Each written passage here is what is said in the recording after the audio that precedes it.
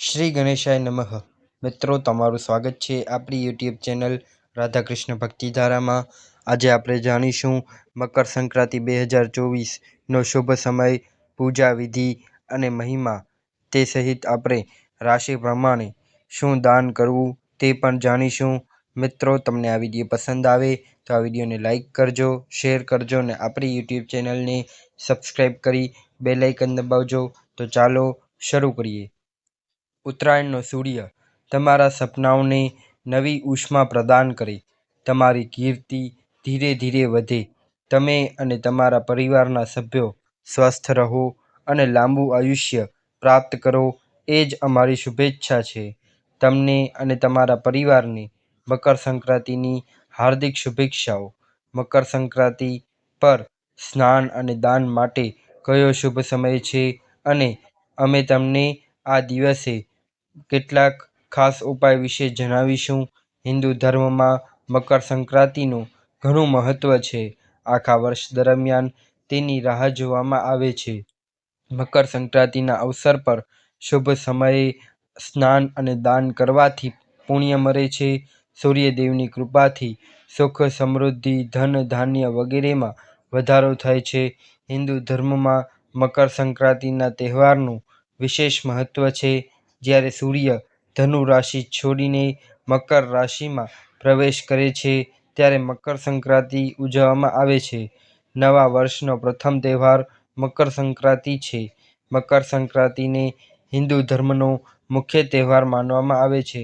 મકર સંક્રાંતિ 14 જાન્યુઆરીએ ઉજવવામાં આવે છે, પરંતુ આ વર્ષે 2024માં મકર સંક્રાંતિ 15 જાન્યુઆરી 2024ના રોજ ઉજવવામાં આવશે, કારણ કે ગ્રહોના રાજા સૂર્ય મકર રાશિમાં પ્રવેશ કરશે. 14 જાન્યુઆરી 2024ના રોજ 2:42 મધરાત્રિએ રાશિ ચક્રમાં સંક્રમણ કરશે. તેથી ઉદયા તિથિ અનુસાર મકર સંક્રાંતિ 15 જાન્યુઆરી 2024ના રોજ ઉજવવામાં આવશે, કારણ કે સૂર્યાસ્ત પછી રાશિ ચક્રમાં ફેરફારને કારણે આ વર્ષે મકર સંક્રાંતિનો શુભ સમય 15 જાન્યુઆરીએ રહેશે. આ વર્ષે મકર સંક્રાંતિ ઘોડા પર બેસીને આવશે, એટલે કે તેનું વાહન ઘોડો હશે અને તેનું ઉપવાહન સિંહણ હશે. મકર સંક્રાંતિના આગમન સાથે ખરમાસનો મહિનો પણ પૂરો થશે. જ્યોતિષ ગણતરીઓના આધારે નવા વર્ષ 2024માં મકર સંક્રાંતિ સોમવારે 15 જાન્યુઆરીએ છે. તે દિવસ પોષ મહિનાના શુક્લ પક્ષની પંચમી તિથિએ હશે. સૂર્ય ભગવાન મકર રાશિમાં પ્રવેશ કરશે. મકર સંક્રાંતિ તિથિ આરંભ થશે 15 જાન્યુઆરી 2:54 મકર સંક્રાંતિનો મહાપુણ્યકાળ સવારે 7:15 થી 9 વાગ્યા સુધીનો રહેશે. મકર સંક્રાંતિનું પુણ્યકાળ સવારે 7:15 થી સાંજના 5:46 સુધીનો રહેશે. રવિ યોગ સવારે 7:15 થી 8:07 સુધીનો રહેશે. તે સમયે મકર સંક્રાંતિનું મહાપુણ્યકાળ પણ છે. આવી સ્થિતિમાં તમારે રવિ યોગમાં સ્નાન કરવું જોઈએ અને સૂર્યદેવની પૂજા કરવી જોઈએ. મકર સંક્રાંતિના મહાપર્વ દરમિયાન ચોખા, મગની દાળ, કાળી બરોર, ગોળ, તાંબાનો કળશ, સોનાના દાણા, ઊની વસ્ત્રો વગેરેનું દાન કરવું જોઈએ. સૂર્યની સુસંગતતા વધે છે અને પૂર્વજોના આશીર્વાદ, ભગવાન નારાયણના આશીર્વાદ તેમજ મહાલક્ષ્મીની પ્રસન્નતા આપનાર સુકર્મ યોગ પણ મદદ કરશે, કારણ કે માનવામાં આવે છે કે આ યોગમાં સંબંધિત વસ્તુઓનું દાન કરવાથી પિતૃઓ સંતુષ્ટ થાય છે. તે જન્મપત્રકની નકારાત્મક અસરોને પણ દૂર કરે છે અને સંપત્તિમાં વધારો કરે છે. ભારતમાં ધાર્મિક અને સાંસ્કૃતિક દૃષ્ટિકોણથી મકર સંક્રાંતિનું ઘણું મહત્વ છે. પૌરાણિક માન્યતાઓ અનુસાર મકર સંક્રાંતિના દિવસે સૂર્ય ભગવાન તેમના પુત્ર શનિના ઘરે જાય છે. શનિ મકર અને કુંભ રાશિના સ્વામી છે. આથી આ તહેવાર પિતા અને પુત્રના અનોખા મિલન સાથે પણ જોડાયેલો છે. અન્ય એક કથા અનુસાર મકર સંક્રાંતિના દિવસે ભગવાન વિષ્ણુએ પૃથ્વી પરના રાક્ષસોનો સંહાર કર્યો હતો. તેમનું માથું કાપીને મંદરાચલ પર્વત પર દફનાવ્યું હતું. ત્યારથી ભગવાન વિષ્ણુના આ વિજયને મકર સંક્રાંતિ પર્વ તરીકે ઉજવવામાં આવે છે. સમગ્ર ભારત વર્ષમાં મકર સંક્રાંતિ પર્વ અનેક વિધિ રીતે ઉજવાય છે. ગુજરાતમાં મકર સંક્રાંતિને ઉત્તરાયણ પણ કહેવામાં આવે છે.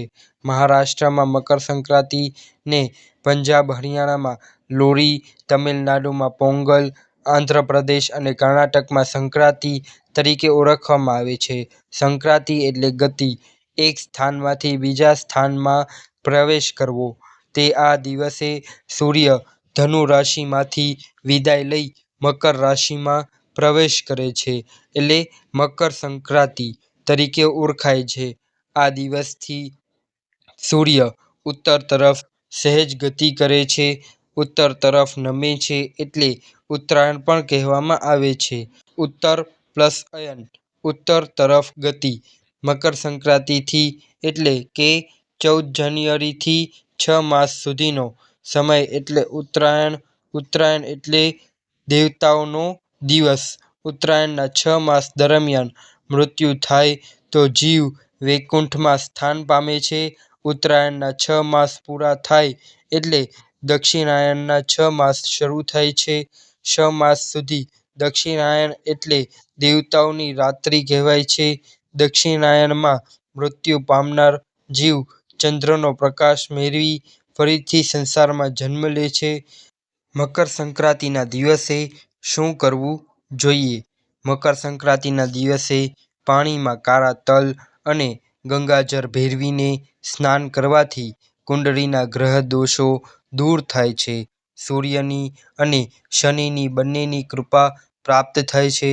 મકર સંક્રાંતિના દિવસથી સૂર્ય ઉત્તર દિશા તરફ જાય છે.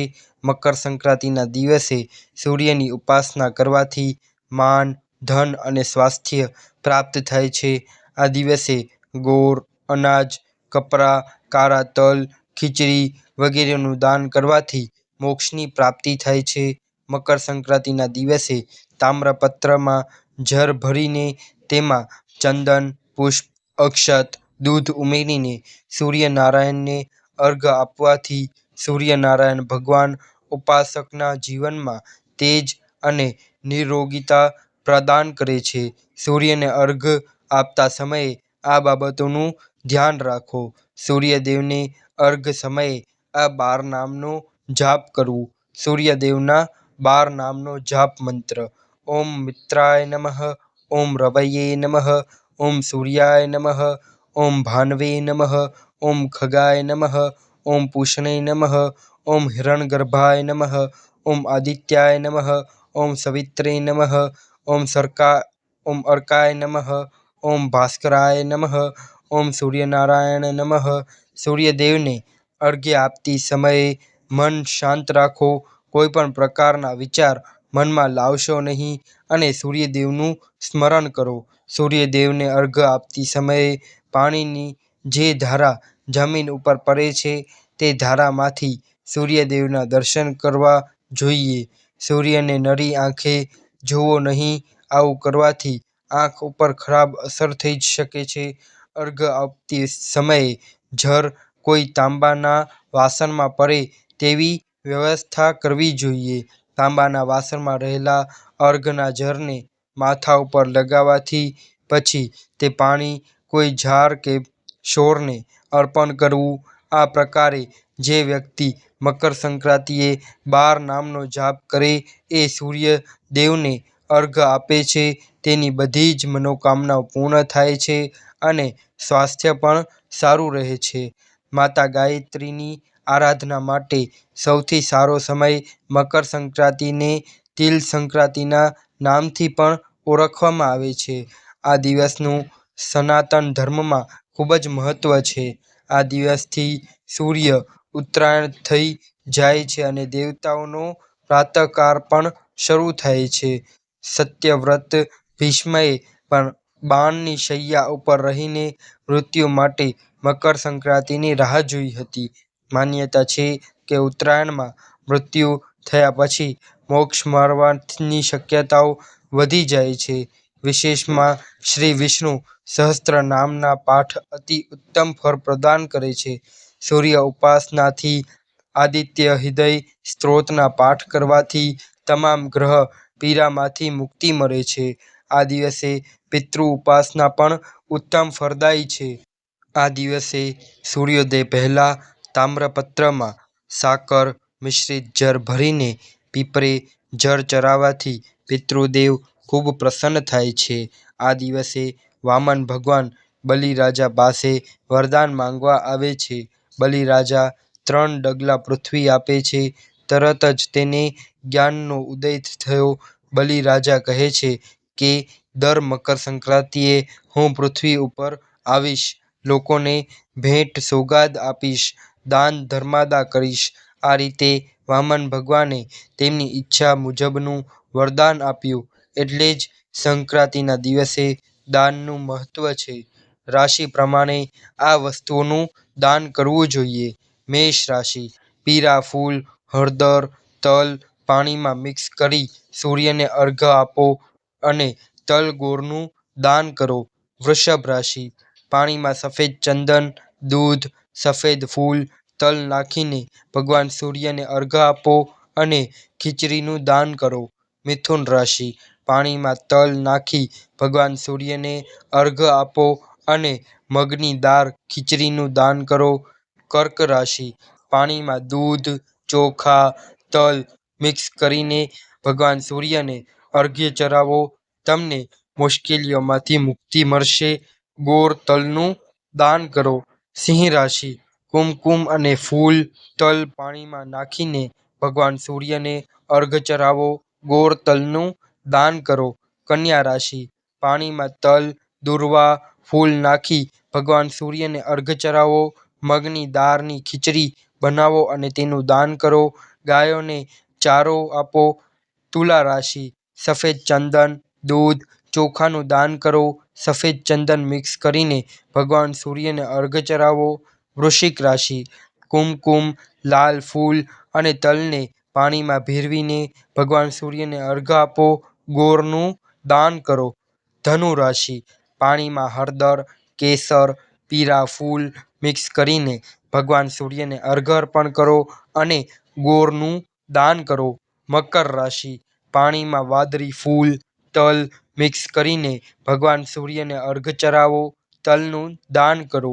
કુંભ રાશિ: પાણીમાં વાદળી ફૂલ, તલ મિક્સ કરીને ભગવાન સૂર્યને અર્ઘ્ય ચડાવો અને અડદ તલનું દાન કરો. મીન રાશિ: હળદર, કેસર, પીળા ફૂલ, તલ મિક્સ કરીને ભગવાન સૂર્યને અર્ઘ્ય ચડાવો.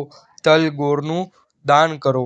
મિત્રો, તમને આ વિડીયો પસંદ આવ્યો હોય તો આ વિડીયોને લાઈક કરજો, શેર કરજો અને આપણી યુટ્યુબ ચેનલને સબસ્ક્રાઈબ કરી બેલ આઇકન દબાવજો અને કોમેન્ટ બોક્સમાં જય સૂર્યનારાયણ અવશ્ય લખજો.